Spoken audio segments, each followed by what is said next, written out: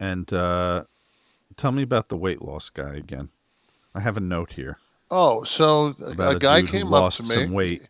and I guess it was on. I don't want. I've got to start being more precise in life.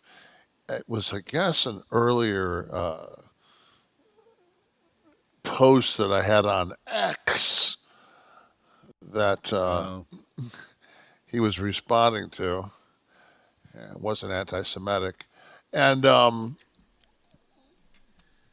the it was a guy that was just bashing me. It was, to the point of, what a fucking shitty father I was because I lost my son and blah blah blah blah blah. So I pulled up the picture of the guy, his profile picture, and I said, speaking of death, I said, I'm looking at your picture. I said, Jesus, I said, you look like you're about three breaths away from having a massive coronary. And I said, do you even know? I just kind of so the guy that is in front of me is telling me, he goes that he said, I really thought that you had lambaste him. And he said, you went the exact opposite way. You just were like, well, that's your opinion. My opinion is that you need to look at your personal health. He said, no, he said, whether that gentleman did or not, he said, I did. And he said, I was at one time, I was a SEAL, I was a diver. He said, I had put on 90 pounds. And he said, I was dying. And he said, by you saying that and you giving your numbers, he said, I went and got my blood checked. And lo and behold, he said, the doctor was just like, Matt, he goes, I don't know why you decided to walk in here today, but thank God you did. He said, you're a ticking time bomb. And he had lost like 80 or 90 pounds standing in front of me. He just said to me, he says, I want you to know that like a lot of people give you a lot of shit and everything else. He said, but you basically saved my life. And we found out later on that I had DJ'd his wedding. And that's why I said, no, a DJ saved your life from above, baby. Want to throw that in there. But no, I didn't want to get too mushy this early in the fucking, but he just said, he said, you really did. He said, I took a good look at myself, and he said, it's not, and the way you put it is just like, it's not that hard. It's just it's day by day, and it's making just like, cut sugar, cut cut flour, cut processed food. Just cut those three things, and don't do anything else, and then just watch, because once you do that, and make sure that so many people have um, this idea that sodium is like the devil, and the right like we Tamara and I both have been doing, and I brought it up a couple weeks ago with people that are having migraines, that like if you take Himalayan salt, like a salt that your body can actually absorb, because what's happening with headaches is your brain has a sac around it that holds fluid, and if you don't hydrate properly, you get a headache. That's why you get a headache when you are hungover, because you're so dehydrated. So, and then I really did some research on it, and they were saying how salt and like people that work in salt mines are never sick.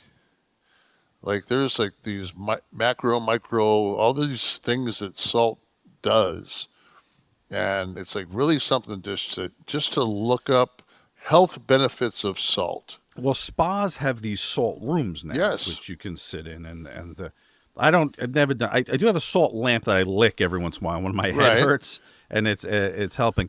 But You got to but watch out, because a lot of times somebody hits you with a spotlight, they'll be gotten you on the hood of their car.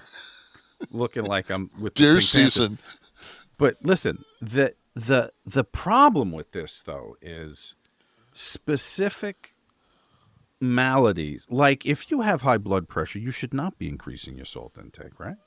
I mean, this is sodium and Uh, blood pressure. it's there's different there's iodine, There's iodine enriched salt. There's like different. It's like there's like everything. You can take. People can say you're low in magnesium, but there's only like one or two magnesiums of all the different magnesiums, and I think that your body can actually do something with. The rest of it's garbage. But like that Himalayan pink salt, if you like do like a teaspoon of that a day in warm water, and that's all you do, why is it the doctors always tell people that are sick or have respiratory problems, you should go down to the got to go down to the ocean and breathe some salt air. I clean my nose every morning with saline. Saline. So, all right. So, with your diet advice, let's do a little practical here. Now, I've been trying, of course, because my triglycerides were very, very, very proudly. I announced they were 378. But that's your blood. That's the fat in your blood. But that's also flour and white stuff and the That's pastas and breads. that's saturated fat. That's trans oils. There's no such thing as canola oil. This is a very controversial statement on your part, but go ahead. But I mean, it's like it's a that's a processed. If it's if the oil that you're cooking with doesn't say zero trans fat, you're getting Right. trans fat. Right, all those partially Period. hydrogenated oils, All and that stuff. shit, Absolutely. and that is in every cracker that you eat, every box of cereal. So you can say that I'm going to cut that shit out, but you don't as long as you're because they use that in everything that's processed. So that's what's putting the fat in your blood.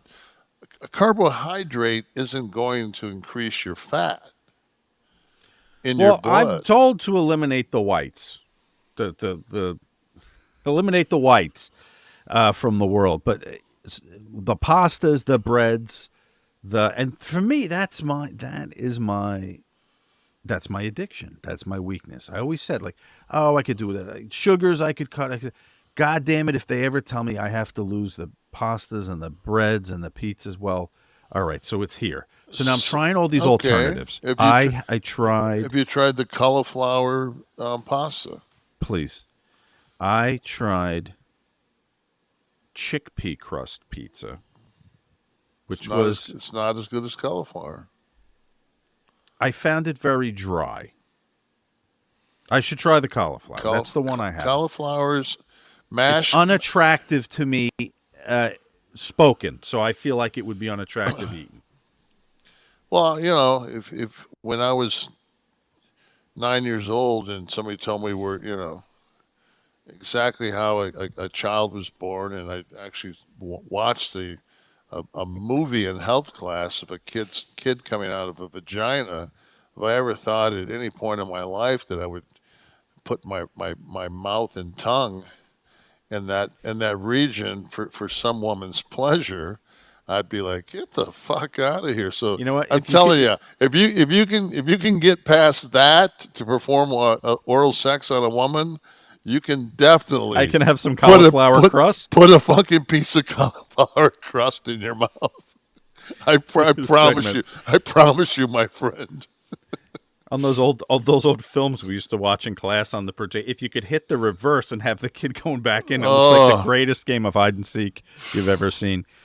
So I Man. tried that. Now the pasta substitutes, I tried there's the whole wheat pasta everyone goes to, but the consistency of that, it breaks apart and it's troubling. So I did do they did have a lentil pasta, which also was not satisfactory.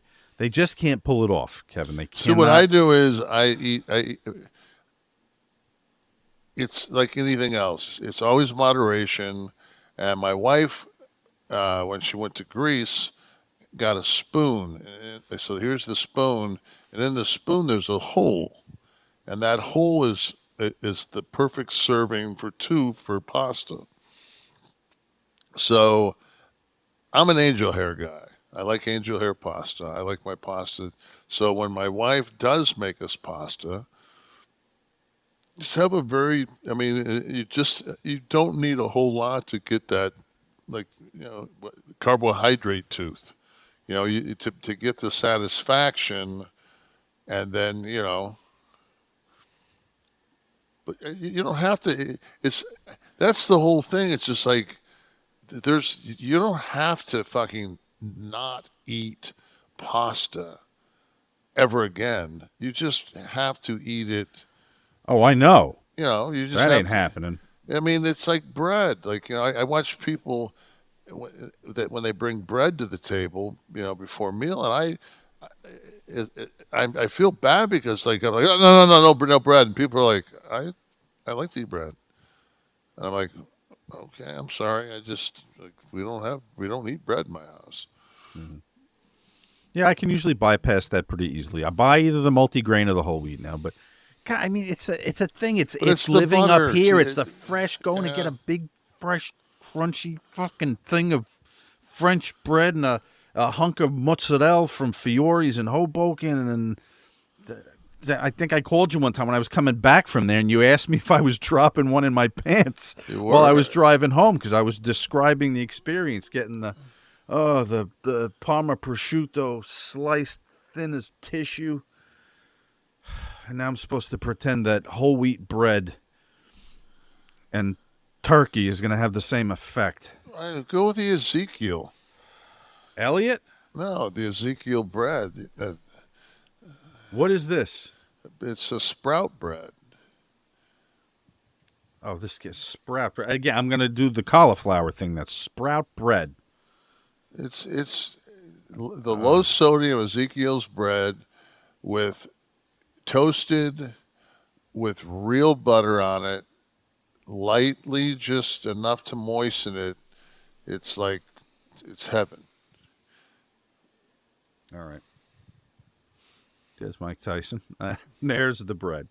This is it? This is what I'm looking at here? That's it, baby. All right.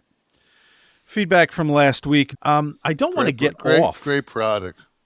And really, I mean, really sincerely nice people to do business with. Yeah, I hope they don't I really fuck around do, with them, and because we're going in the other way, man. We're going to legalization. We're going to an increased understanding and acceptance. If you guys were part of our Kliq This TV, Nash and Friends, we spent a lot of time with Rob Van Dam talking about alternatives to the goddamn opioids that everyone's totally fine with fucking prescribing and filling people, teenagers and fucking adults, full of. But people that try to go get a little more natural alternative to this, they're going to mess with. So hopefully this works out for Get Blitzed and everybody else in the cannabis industry.